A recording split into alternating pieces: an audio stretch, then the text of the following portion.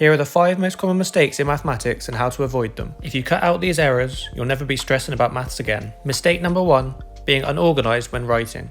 This might sound trivial, but messy work can lead to major mishaps.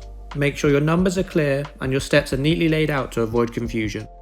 Look at these 2 examples. The one on the right is far easier to read and look back through, therefore making it easier to find information you need for later parts of the question.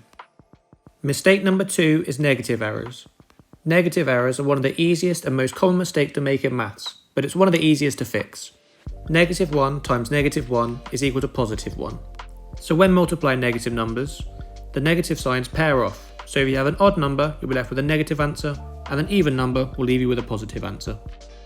When doing addition of negative numbers, factor out the negatives, do the addition, and then reapply the negative at the end.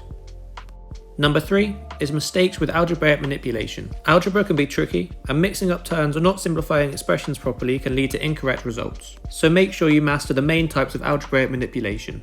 Firstly, distribution. When something's multiplied by a bracket, that something gets multiplied by every term inside the bracket. Factorization is the reverse of distribution. Look for a common factor of every term, and then this will be in front of the bracket with the remaining factors inside. Substitution means you can replace an expression with another expression if they are equal to each other.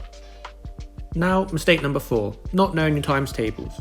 Multiplication is the foundation of maths. It's as important as being able to spell in English.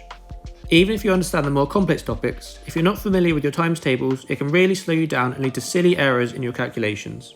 And lastly, mistake number 5 is cancelling fractions wrong. So often I see people with a fraction like this, thinking that those juicy 4s will cancel out with each other, but this is not the case.